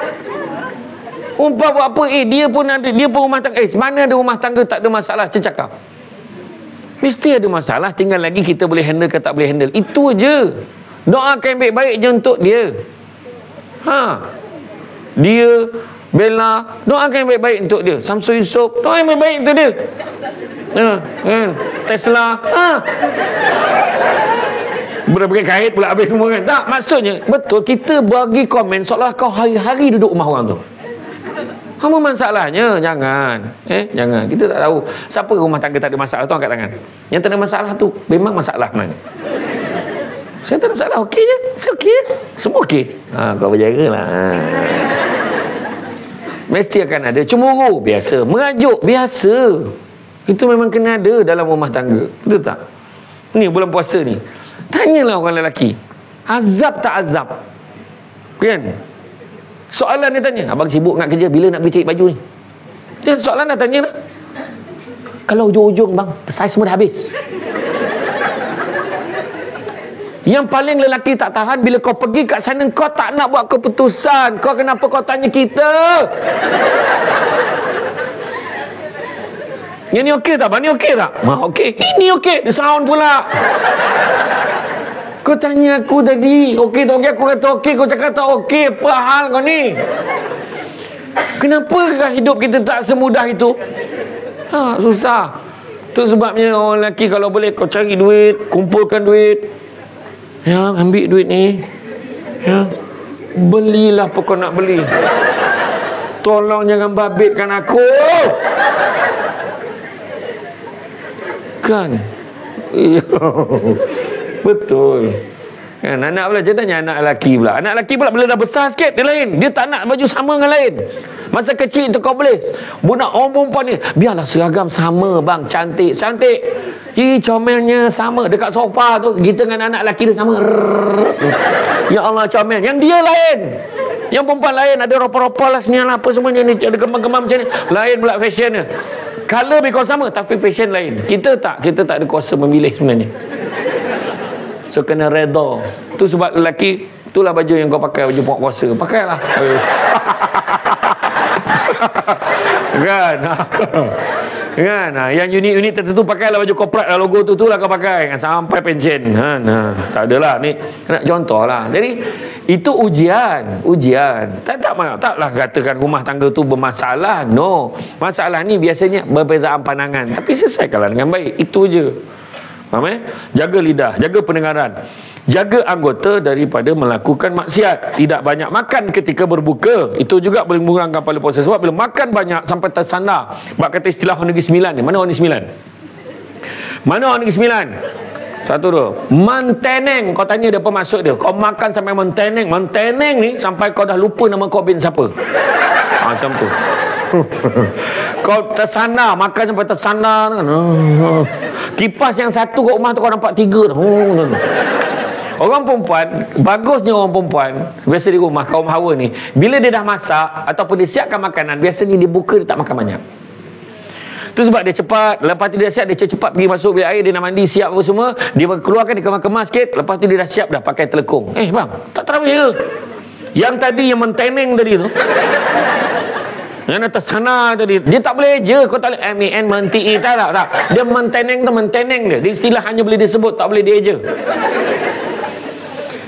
Masa tu ayat dia, bang, mandi dengan telekung Siti Kalilah tu kan. Kan. Saya tak nak sebut jenama yang satu lagi tu sebab dia tak taja camah kita hari ni. Saya sebut jenama yang tak wujud tu. Dia pegang, abang tak pergi ke tarawih ni? No. Dia kata jalan dulu, dia kata. Maknanya ada harapan tak pergi. Kau balik kan tengok dia masih terkorban lagi. Iya. Nampak tak? Jadi jangan banyak sangat makan. Lagi satu, kalau kau banyak makan, dia punya azab di waktu rukuk. Dia nak terkeluar balik apa kau makan tadi. Kau makan cendol. Main. Tahan mulut tu kau jangan main. Jangan banyak sangat makan. Jangan. Ingat arwah abah saya. Arwah abah saya pernah tengok arwah wan, arwah nenek saya makan. Banyak nak makan, mak. Kan terkeluar waktu rukuk kan. Itu yang saya ingat. Terkeluar waktu rukuk. Memang sebab masa tu bila kita rukuk kan dia macam menekan perut sikit. Kan? Dan begitu juga wujudkan rasa takut dan khauf ketika berbuka. Waktu berbuka pun tak nak makan banyak, takut nanti aku tak boleh ni. Satu lagi, puasa khusus. Ini adalah puasa khusus ni adalah puasa untuk orang yang menjaga hatinya daripada mengingati keduniaan dan hanya menumpukan sepenuh hatinya kepada Allah Subhanahu Wa Taala. Puasa ini merupakan puasa para anbiya, para nabi, para sadiqin dan juga para muqarrabin, orang yang dekat dengan Allah Subhanahu Wa Taala. Macam Nabi kita, bila buka puasa langsung tak fikir pasal dunia.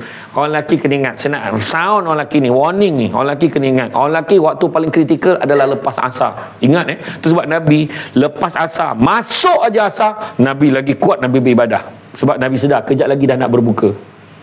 Tapi orang lelaki waktu asar pula terbayang bazar Ramadan mana kan, dekat mana Bazram. Aku kata dah ada istilah pula Bazram kan. Bazram mana nak pergi ni? Dia ni, yang ni. Tengok, saya tak tegur perempuan, saya tegur lelaki. Waktu asar bahaya untuk lelaki. Orang perempuan saya tak tegur sebab dia bukan asar. Dia lepas sahur dia dah fikir dah apa. Jadi tak boleh tolong dah. Jadi biarkan dia. Sebab orang perempuan tak boleh salahkan orang perempuan. Sebab orang perempuan dia memang dia nak jaga, nak make sure hari ni hidangan apa yang terbaik untuk keluarga tu biasa. Tapi lelaki fokus kita kepada ibadah. Kalau boleh macam Nabi kan, bila Nabi duduk nak lepas asar tu, Nabi dah nak dekat nak buka puasa, Nabi duduk, dia tanya sini, wahai isteriku, apakah yang ada untuk berbuka puasa hari ni? Ya Rasulullah, yang ada cuma buah tamar dan air masak. Nabi pun senyum, alhamdulillah. Nabi baca doa, Nabi makan. Cuba kita buat macam tu. Sorokkan segala makanan yang ada. Kalau tak buah tamar dengan air kosong, dia bila suami, yang hari ni buka puasa apa? Jawab macam ni, wahai suamiku, yang ada cuma buah tamar dan air masak. Kau tengok cara suami kau berdoa. Allahumma laka sumna wa bika amanah. Ya Allah, azabnya puasa hari ni, ya Allah. Agaknya lah. Ataupun suami yang kurang sikit iman tu, kau tahu tak macam mana nak mampu aku puasa ni? Ada makan. Relax lah, saja je test. Makanan ada kot. Macam tu lah kan. Jawab macam tu. Apakah kebaikan berpuasa? Pertama, mengurangkan berat badan. Sepatutnya. Tapi ada orang bulan puasa dia makan lagi banyak daripada bulan tak puasa. Itu sebab ada buat weight challenge. Buat kat department masing-masing buat weight challenge. Patutnya timbang seminggu sebelum puasa, berapa berat badan kita masa tu. Kemudian pada 15 Ramadan, sehari sebelum nuzul Quran, kita akan timbang semula dan bagi hadiah daripada nombor 1 sampai nombor 20 berdasarkan siapa paling banyak penurunan berat badan dia. Bukannya siapa paling kurus, siapa paling banyak turun, dia akan dapat hadiah. Dan grand prize akan timbang balik pada 15 Syawal. Terbalik jarum tu weh. Mengelata-ngelata jarum tu, cepatlah turun, aku tak tahan. Penimbang tu pun suruh dia turun. Kenapa nak kuruskan badan? Dengan kurus badan meningkatkan produktiviti, mudah untuk beribadah kepada Allah. Kenapa nak kuruskan badan? Sebab nak lawa. Percaya cakap saya, lawa dan kurus tak ada kaitan. Kalau muka tak boleh blur tu, dia tetap tak boleh blur. Kau cuba lah macam mana pun. Janganlah kau kecil hati. Sebab kecantikan ni subjektif. Tak sama. Ada orang dia suka hidung mancung, ada orang suka gigi mancung. Ada suka gigi janjarang. Baby. Ada orang macam tu. Ada orang dia suka orang yang hidung dia pesek macam tu. Ada orang dia suka mata yang jadi gelap tak nampak. Dia gelap jenis dia Chinese sikit lah. Mata Cina lah. Ada orang tu dia suka lelaki yang badan yang kurus sikit. Dia suka badan yang lebar-lebar sikit. Macam lelaki dia suka perempuan yang badan gempal sedap sikit. Sebab kau jangan nak kurus. Tanya suami, bang kasih kurus okey? Jangan. Kau maintain. Abang nak kau macam ni je. Langsung maintain. Dengar cakap suami. Kalau tapi nak kurus, kenapa kau nak kurus? Supaya senang, orang kena badan rasa berat nak pagi dah bangun. Okeylah, kurus sikit bila. Ini minta izin dengan suami. Kerana suami dah suka dengan bentuk badan kita yang begitu. Kan peluk sedap. Zak peluk. Okey, terbaik. Ini kau kurus-kurus suami peluk. Alah. Tak ada beza macam peluk tiang ni. Tu sebab cakap kadang kita sebab nak kuruskan badan, dapat kuruskan badan. Kedua, dapat mengawal penyakit. Ketiga, dapat mengurangkan tekanan darah tinggi puasa ni. Begitu juga puasa dapat mengawal stres. Begitu juga memberi rehat pada sistem penghadaman sepatutnya. Tapi kalau kita makan banyak malam, kadang-kadang makan lagi banyak pada bulan, maka tak ada makna lah untuk memberi rehat pada sistem penghadaman. Mengapa langsung tak boleh makan? Pertama, sebab hanya puasa yang boleh kawal hawa nafsu. Nafsu ni tunduk dengan lapar. Waktu Allah ciptakan makhluk bernama nafsu, Allah tanya, kau siapa, aku siapa? Nafsu jawab, aku, kau punya sombong dan belagaknya nafsu pada Allah. Aku, engkau. Allah Ta'ala letakkan dia di tempat sejuk 100 tahun. Keluarkan balik. Aku siapa, kau siapa? Aku, engkau. Letak pula tempat panas 100 tahun. Keluar balik. Aku, engkau. Akhirnya Allah perintahkan agar nafsu ni dilaparkan selama 100 tahun. Lepas 100 tahun keluar balik. Aku siapa, kau siapa?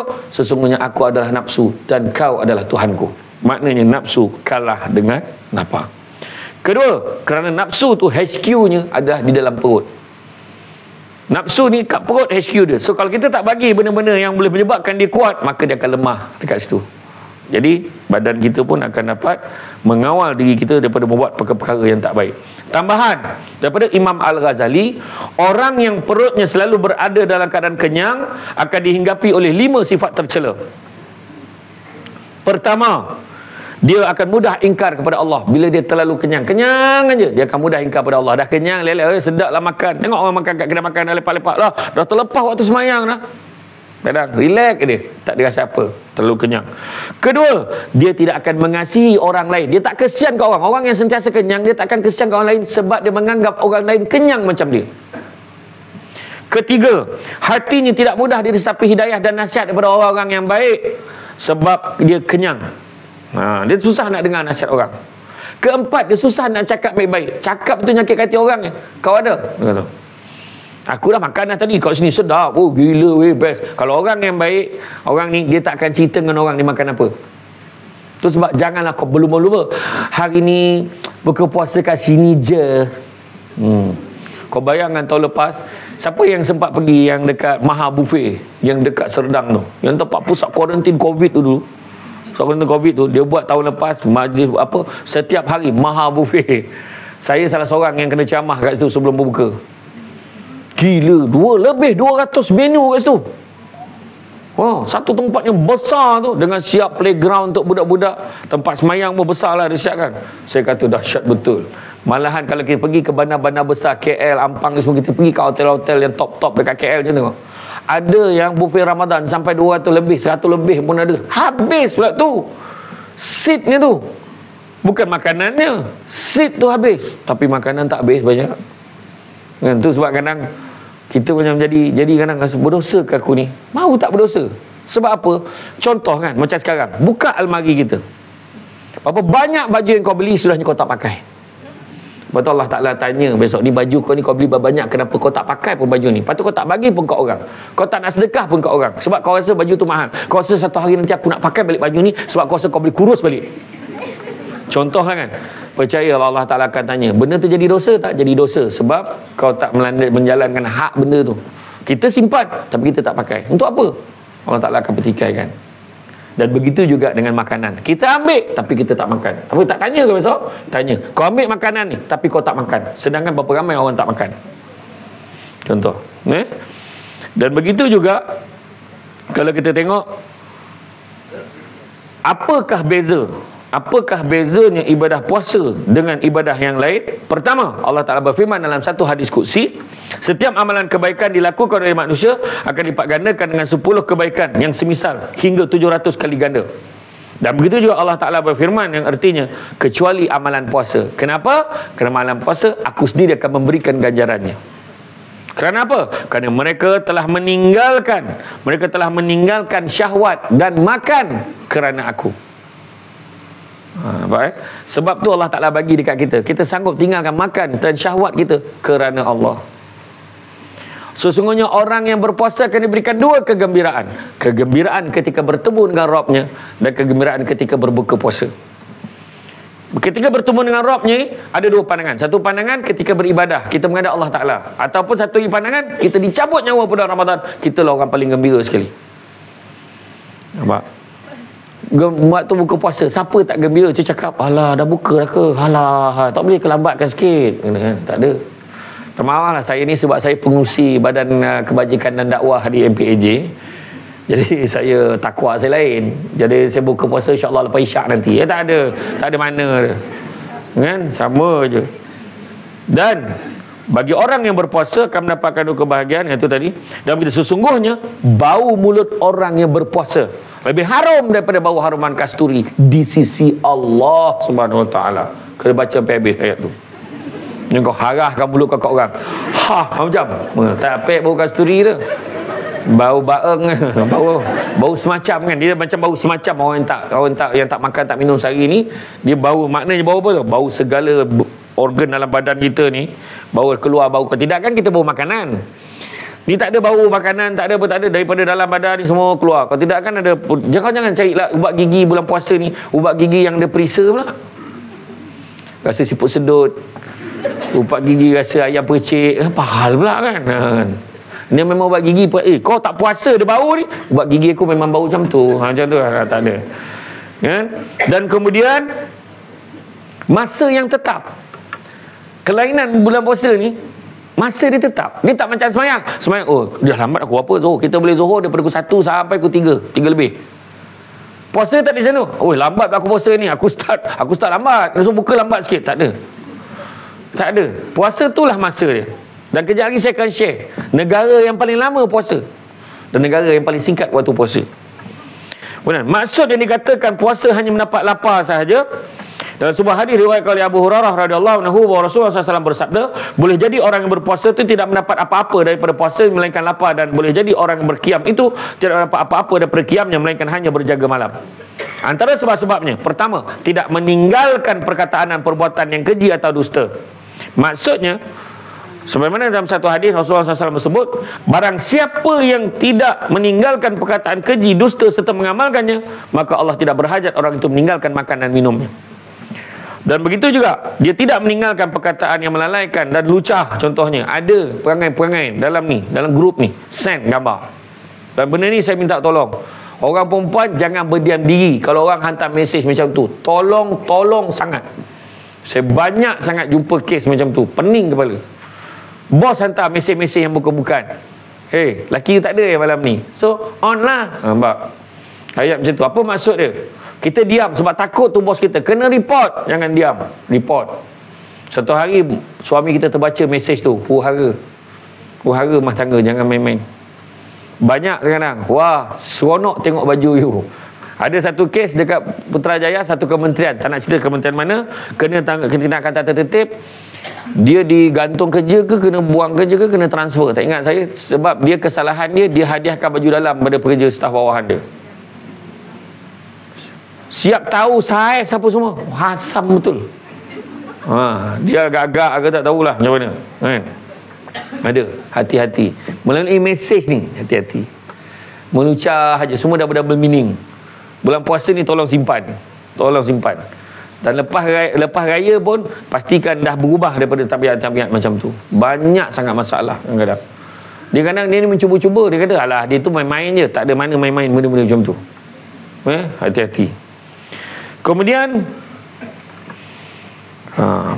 puasa, Nabi SAW bersabda, puasa bukan hanya menahan diri pada makan dan minum saja, tetapi puasa adalah dengan menahan diri pada perkataan dan yang melalaikan dan juga lucah. Kemudian antara sebab qiyam menjadi sia-sia. Kenapa qiyam menjadi sia-sia?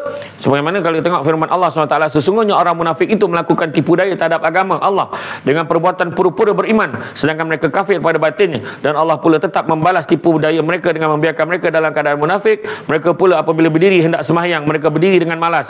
Mereka hanya bertujuan riak, memperlihatkan sembahyangnya kepada manusia supaya disangka bahawa mereka yang beriman, dan mereka pula tidak mengingati Allah dengan mengerjakan sembahyang melainkan sedikit sekali, jarang-jarang.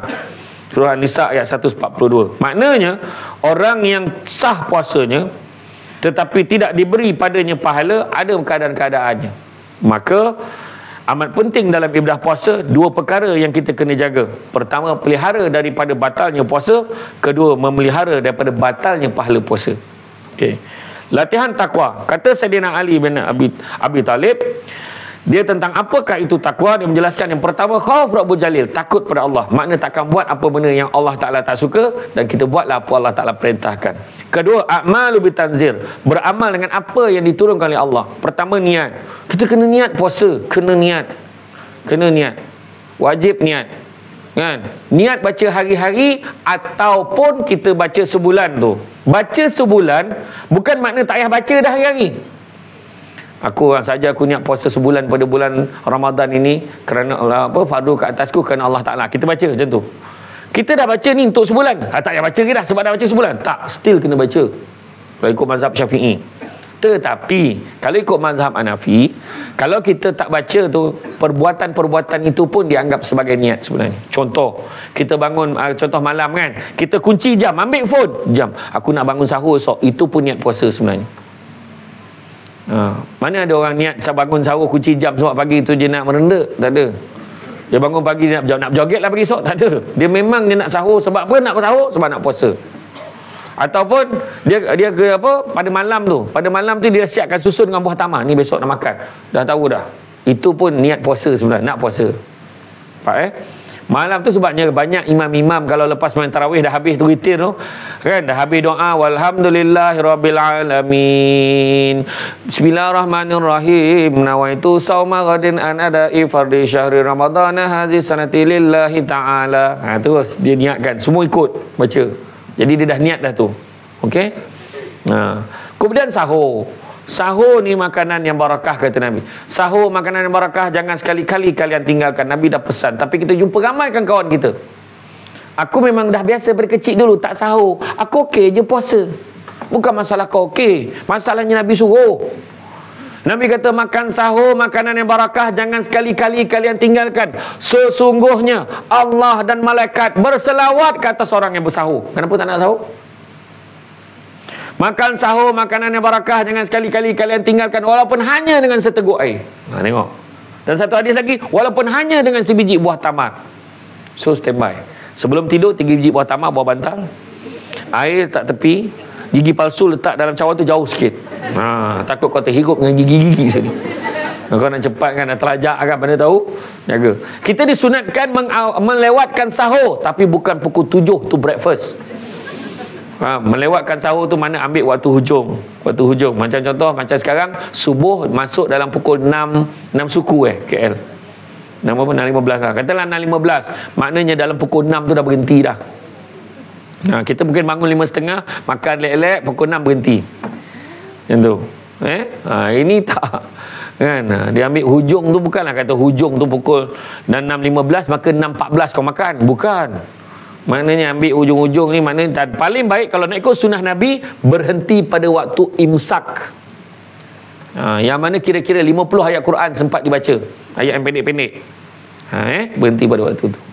Kalau anak kita baru belajar puasa, tak apalah kalau kita makan.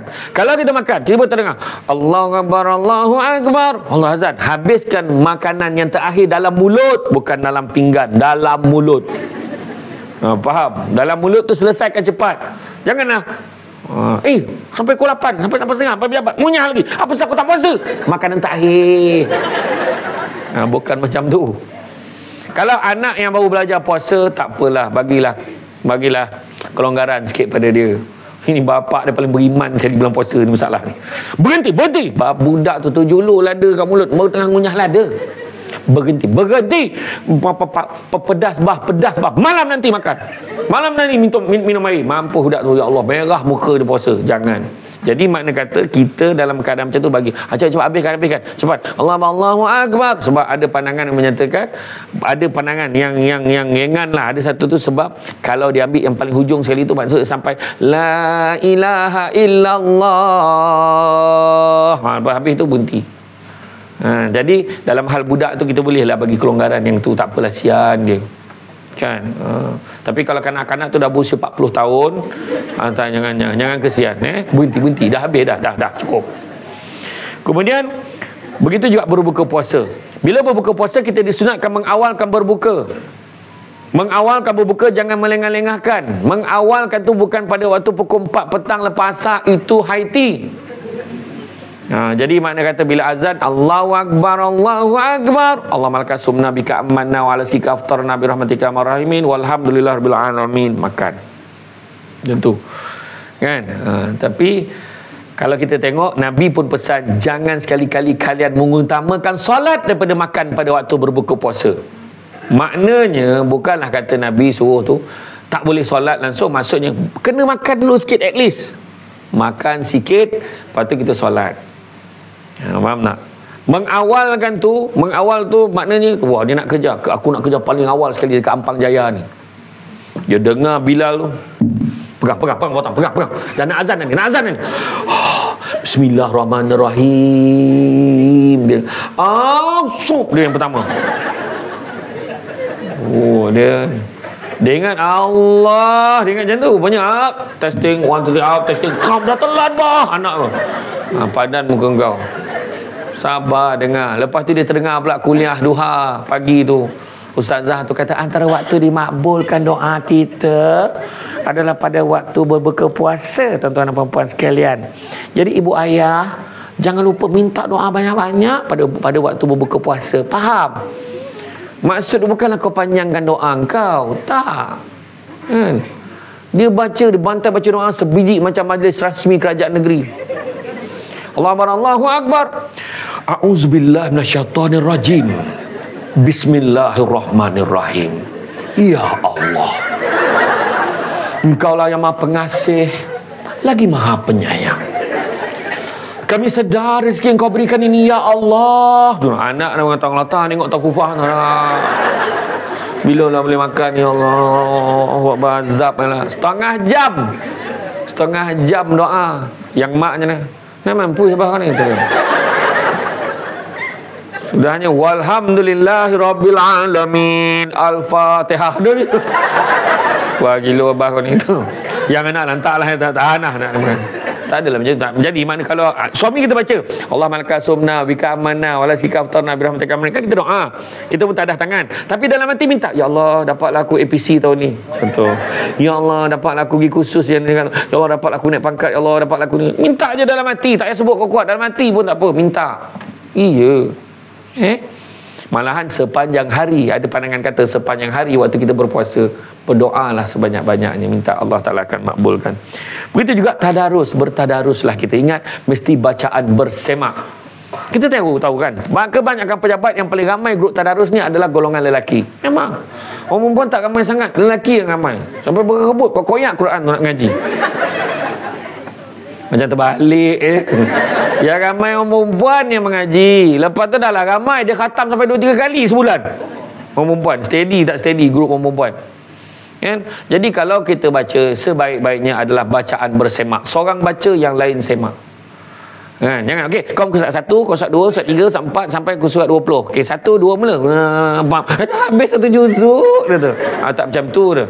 Dia mesti baca bersemak. Dan bila baca seorang semak, dan seorang tu, Kak minta maaf lah, Kak ikut tepi je boleh, ikut daripada tepi, sebab Kak ni Kak semak-semak baca dalam hati je lah. Kak kenapa? Kak kenapa? Kak baca mengangkat. Oleh nak elok bersela Kak mengangkat, kenapa? Kena Apa kau tahu nak benar kau mengaji main merangkak macam tujuh on pula dah. Contoh apa? Tak, maksudnya akak baca gagap-gagap sikit tak lancar. Tu sebabnya. Boleh ke tak boleh? Boleh duduk tepi ikut bacaan dalam hati. Boleh. Tapi dah 5 tahun dah duduk tepi, pahal. So kalau dah tahu tak pandai, lepas habis Syawal pergilah belajar mengaji. Banyak guru online pun boleh belajar sekarang ni. Tak ada masalah pun, pergilah belajar. Dan Quran sekarang ni cukup senang. Ada dikalakan, ini dengung, ini mat apa, ini hukum ikhfa, ni izhar, semua dah ada dah. Kita je yang tak nak belajar kadang-kadang. Lepas tu kena sabar. Kita puasa ni, tadarus ni, sabar. Baca kak, allazina amanu. Ustazah ni puas, sabar. Kak, tengok panjang pendek kak. Allazina amanu. Baca balik. Allazina amanu. Kak, pandang saya kak. Pandang saya. Ustazah tu dah mula dah. Pandang saya. Allazina amanu. Baca. Ustazah marah ke? Tak. Cuba baca balik. Allazina amanu. Allazina. Dah keluar Ustazah. Nampak. Tu yang kena baca, belajar kak. Belajar. Sekali lagi. Allazina. Kak diam. Nak baca. Dah tu orang lain pula baca. Aduh, hai, kena sabar. Banyak-banyak bulan puasa. Kemudian apa? Tarawih. Tarawih ni ada yang buat 8, ada buat 10. Ada buat 8, buat 20. Di Negeri Sembilan ada yang buat 10. 8, 10, 20. So mana yang baik? Yang paling baik sekali adalah buat 8 ke 20? 8 ke 20? Dah habis puasa orang langsung tak buat. Tak masalah fikir. 8 ke 20, 8 ke 20.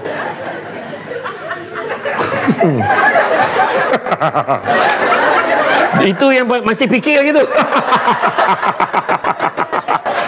Tak adalah, betul lah fikir. Abang tu, malam pertama cuba tengok. Ya Allah, seramai-ramai orang. Walaupun hari pertama kita tarawih tu, hari bekerja. Ya Allah, penuhnya orang. Orang tak pernah nampak pun ada. Ya Allah, ya Allah, ya Allah, ya Allah. Sampaikan imam tak ada parking. Parking imam pun disapu je. Habis. Imam bengis masuk. Semua ke tepi bagi laluan kat imam. Masuk malam ke-15. Tak kala lagu raya dah dikumandangkan. Imam boleh parking dalam masjid, bukan kat luar, dalam masjid. Dekat saf yang ke-5 tu dia boleh parking dah. Aduh. Lepas tu kan dia sibuk. Kau nak sembahyang tarawih, kau cari suraunya. Jangan pergi masjid tu lama, lambat. Ni surau ni dah lah 8, laju pula tu. Confirm kau weh, confirm. Tahun lepas aku pergi, dia pun tunjuk rekod. Bismillahirrahmanirrahim. Alhamdulillahirabbil alamin arrahmanirrahim maliki yaumiddin. Iyyaka na'budu wa iyyaka nasta'in ihdinas siratal mustaqim siratal ladzina an'amta 'alaihim ghairil maghdubi 'alaihim waladdallin. Senyum makmum. Amin. Bismillahirrahmanirrahim. Alif lam mim. Allahu akbar. Bagus weh imam ni. Inilah imam kita cari. Ramailah penuhlah surau weh. Siap pasang kemah luar. Itulah aku cakap kau, orang semua dah tahu.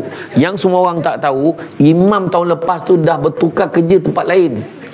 Dia dah pergi tempat lain, dah tak ada. Yang ada yang tinggal Imam Sabah.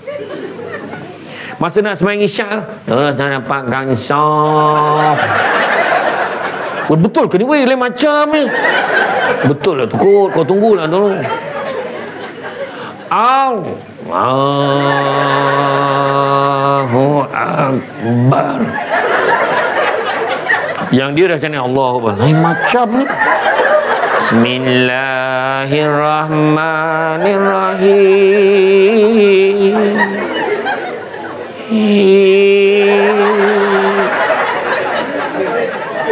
Alhamdulillahirabbil alamin. Lepas tu senyap. Semua berabang. Tu peganjat orang. Ar-Rahmanir-Rahim. Batuk pula. Maliki yaumiddin. Yang dia tadi, ini bau isyak weh.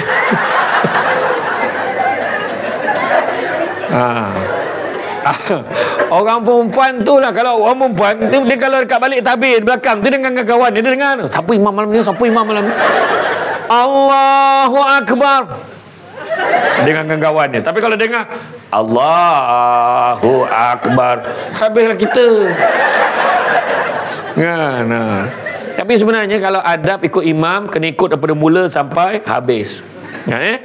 Kemudian begitu juga, tak kisah ikut, kalau ikut dengan imam 20, ikut sampai habis. Ramai orang pergi, aku tak main lah sini, aku nak kat sana. Imam import daripada Saudi, hanya main 20, lepas 8 dia witir sendiri kat belakang. Itu masalahnya ada orang. Dan begitu juga Lailatul Qadar, malam yang sangat istimewa, malam Al-Qadar kan. Lailatul Qadri khairum min alfi syahr, malam Al-Qadar lebih baik daripada 1000 bulan. Bukan malam kau, bulan. Kalau 1000 bulan kita convert, bahagikan kepada 12 bersamaan dengan 83.333, maknanya satu malam lebih baik daripada 83 tahun.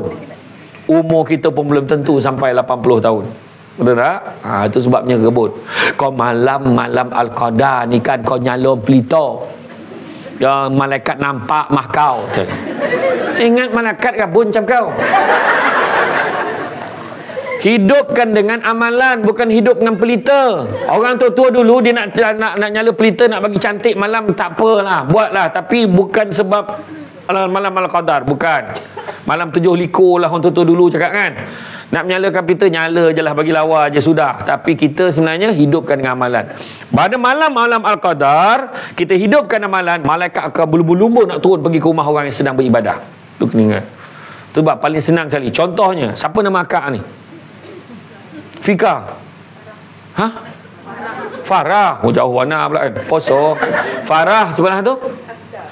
Hasda. Apa nama kau macam tu? Macam nama pertumbuhan apa? Okey, Hasda. Hasda sebelah tu? Fajr. Jumpa Fajr. Kita dah kena start puasa. Okey. Fajr. Pelik nama korang ni. Katalah Fajr, Hasda dan juga Farah. Dia bincang 3 orang. Kau satu department saya tunjuk dia lain. Tak adalah Hasda, Fajr dengan Farah bincang-bincang. Contohnya Farah tak, aku ada RM1, kau ada berapa? Hasda kata aku ada dalam RM70 campur dengan RM100, RM170. Kemudian kebetulan Fajr pula ada lagi RM50. So campur ada RM220. So RM220 ni dia beli gula, beli minyak, beli beras, beli mihun, beli mi, beli apa semua. Kemudian kita pakai, okey, malam ni lepas tarawih bang, minta maaf bang, nak pergi rumah Farah jap. Kenapa lah? Dah janji dah, mana 10 malam terakhir. Kau itikaf ke tak? Pergi masak je. Pergi kat rumah Farah. Rumah Farah, kat dapur Farah tu masak malam tu. Malam tu masak nasi goreng telur. Nasi goreng kampung. Dah masak, hantar dekat balai bomba ke balai polis ke apa. Contoh malam esok lah, pergi kat rumah Hasda. Rumah Hasda lagi besar dapur dia kan Hasda. Dia besar.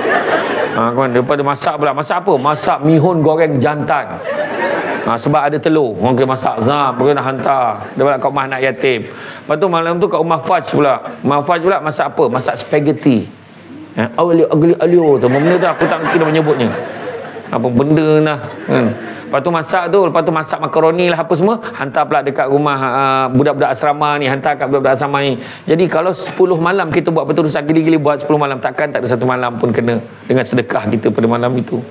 Ibadah pada malam tu. Paling tidak dikatakan malam Al-Qadar bermula pada lepas maghrib sampai sebelum subuh. Jadi paling tidak kalau habis malih pun jangan tinggalkan maghrib, isyak, tarawih, witir dan sunat 2 rakaat sebelum subuh. Paling tidak 10 malam terakhir. Kemudian yang ketiga, qanaah, berpada dengan yang sedikit, jangan membazir. Jangan membazir bulan puasa. Macam saya dah ceritakan tadi. Kemudian yang keempat, mempersiapkan diri untuk perjalanan panjang, yakni hidup sesudah mati. Itu 4 perkara. Latihan takwa tadi, pertama khauf rabbul jalil, takut pada Allah. Kedua, amal lebih tanzil, beramal apa yang diturunkan oleh Allah. Ketiga, qanaah, berpada dengan sedikit, jangan membazir.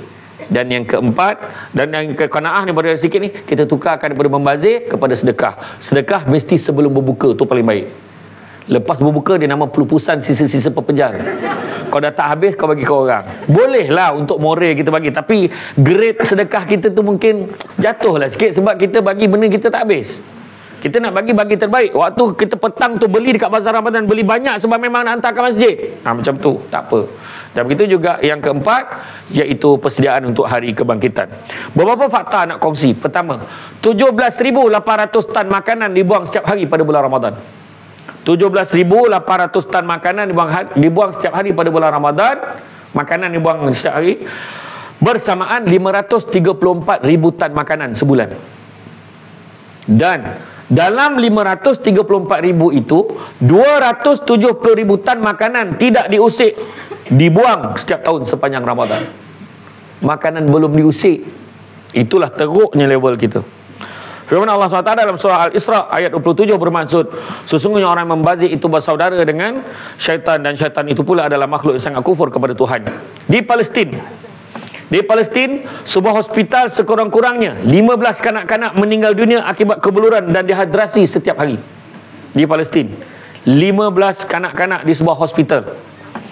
15 kanak-kanak meninggal dunia setiap hari. Seorang pakar pediatrik di Hospital Kamal Adwan, satu-satunya hospital pediatrik di utara Gaza, memberitahu kaki tangan mempunyai bekalan untuk hanya merawat kira-kira separuh daripada kes yang diterima.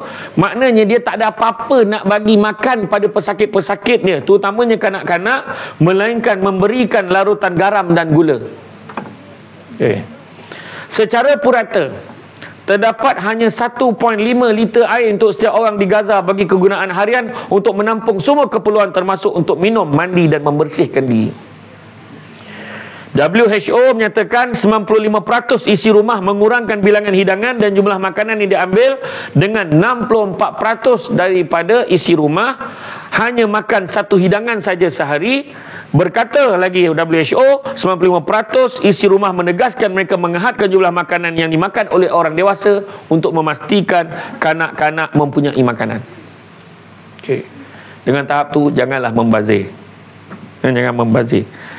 5 negara paling panjang puasanya 2024. Sebab setiap tahun dia berbeza-beza. Tengok putaran matahari tu. Negara yang paling panjang puasanya, iaitu kira-kira 16 jam ke atas, iaitu negara Nuuk, Greenland, Reykjavik, Iceland, Helsinki, Finland, Stockholm, Sweden, dan juga Glasgow, Scotland. Dia paling lama puasa. Pada tahun 2021, dia pernah mencecah 20 jam puasa, patut puasa siang. Sebab siangnya 20 jam. Jadi, menurut pandangan, mereka dibenarkan berpuasa mengikut negara lain yang paling minimum selepas 20 jam tu. So dia ikut masa tu negara Arab. Sebab negara Arab semua masa tu puasa berapa jam? 15 jam. Malaysia puasa berapa jam? 7, 8, 9, 10, 11, 12, 1, 2, 3, 4, 5, 6, 7. Bayangkan yang 16 jam. 8, 9, 10. Pukul 10 baru buka. Kalau 20 jam pukul berapa buka? Bayangkanlah. Jadi mana kata kesian. Negara paling singkat puasanya, pernah satu ketika dulu tahun 2000 berapa belas, dia puasa 8 ke 10 jam je sehari, kalau ikut waktu siang dia. Yang ini puasanya 11 jam ke 12 jam. 11 jam yang paling sikit lah. Negara paling singkat puasanya Christchurch, New Zealand. Saya beritahu benda tu nak buat lawatan pada bulan puasa. Puerto Montt, Chile. Kemudian Canberra, Australia. Kemudian Montevideo, Uruguay. Kemudian begitu juga di Cape Town, Afrika Selatan. Jadi isilah Ramadan kita, tuan-tuan dan puan sekalian. Antaranya puasa, hidupkan malam dengan qiyamul lail, tingkatkan amalan harian, tunaikan solat tarawih, tadarus, tunaikan zakat. Jangan lupa, jangan tunggu-tunggu. Aku kalau boleh nak bayar zakat fitrah tu sebelum solat Aidilfitri, baru ada thrill. Jangan, melainkan bapa mentua kita amil. Kalau tak, jangan yakin-yakin sangat, takut terlepas. Terlepas, kita wajib bayar, tapi hanya dapat pahala sedekah saja, tak dapat pahala bayar zakat. Kalau lepas daripada maghrib baru bayar, contoh terlelap, teruk betul, tak lepas asar, bayar masa tu, dia tetap wajib bayar tapi berdosa. Faham? Ada sebab malam raya bantai tidur, tak tidur malam raya. Sebab apa? Nak pergi kat pasar lambak tu, nak tunggu kuih semprit tu yang harga RM30 sebekas, malam tu dia lelong sampai jadi RM1.30 bekas. Jangan tunggu seluar jeans tu semua nak jual murah malam tu. Lepas tu balik, oh baring mas kejap, jaga-jaga dah malam raya pertama, malam raya kedua. Jangan macam tu.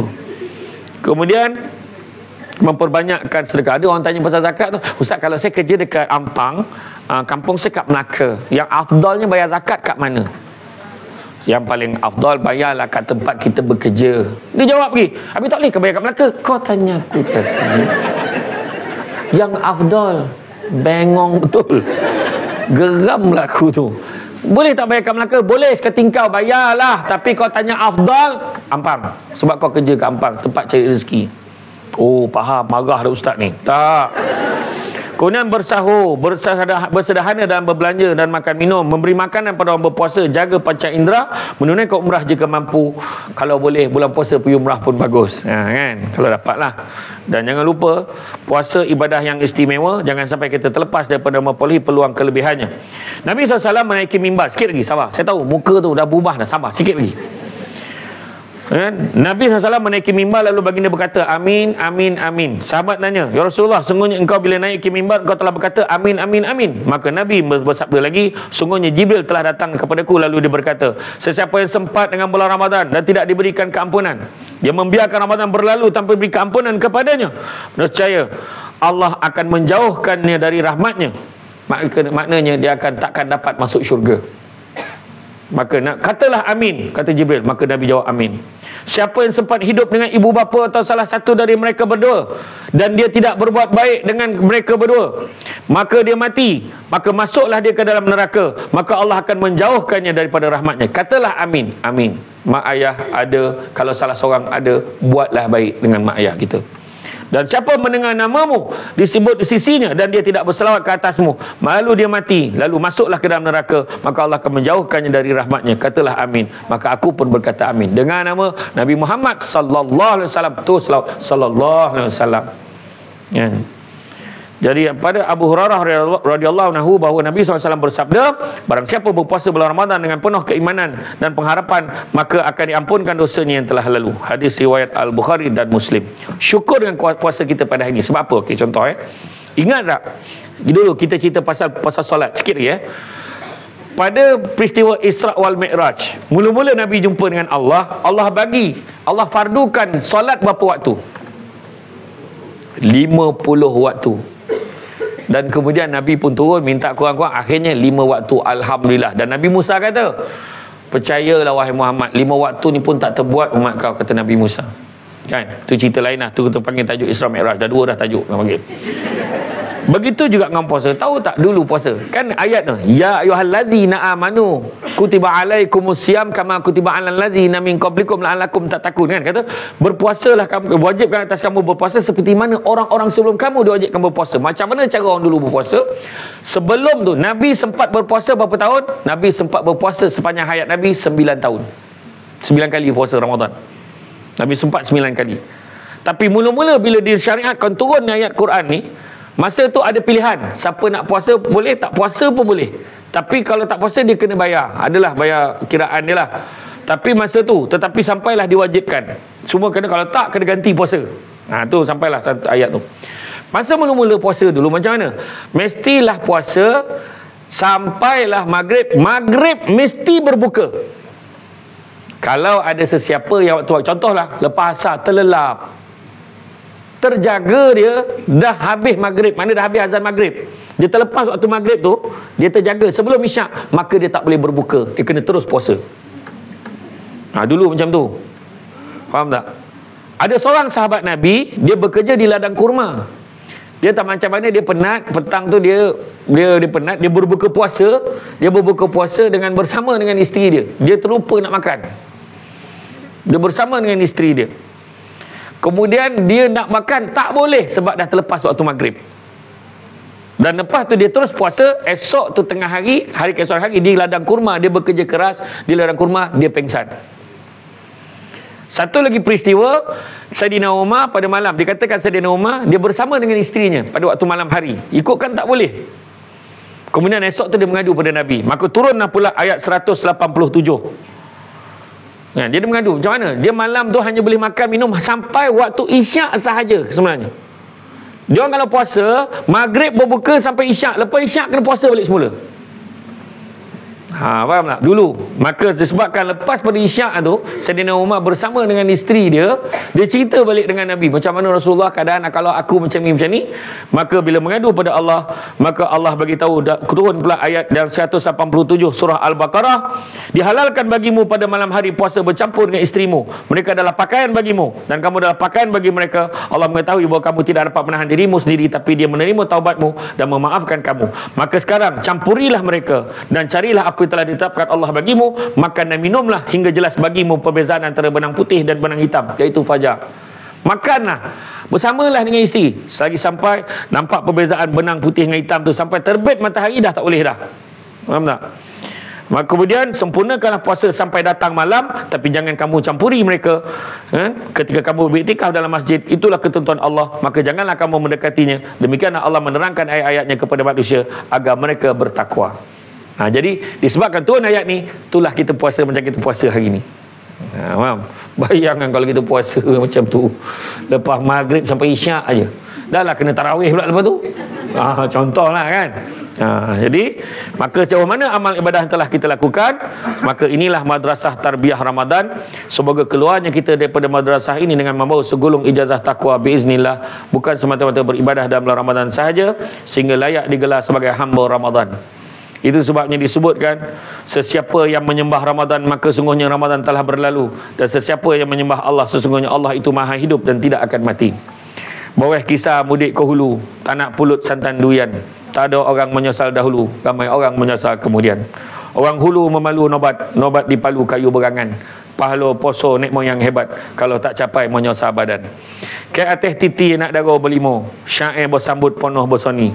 Kalau sungguh Ramadan di hati, robotlah pahala, isilah rohani. Tenang-tenang air di laut, sampan kolek mudik ke Tanjung. Hati terkenang mulut menyebut, biasa baik pihak MPAJ menyomput rasa nak junjung. Terima kasih banyak atas kesudian mengundang saya pada hari ini. Bak kata orang, cantik dipandang rumah penghulu, kayu tu okey dari papan. Alang-alang menuntut ilmu, seperti pasir kembang kalah menjadi intan. Walaupun tak banyak benar yang kita dapat hari ini, banyak tak dapat, banyak juga ni. Kan, mudah-mudahan kita share lah dengan orang lain. Kan, sebar panjangkan kepada yang lain. Jadi itu saja daripada saya.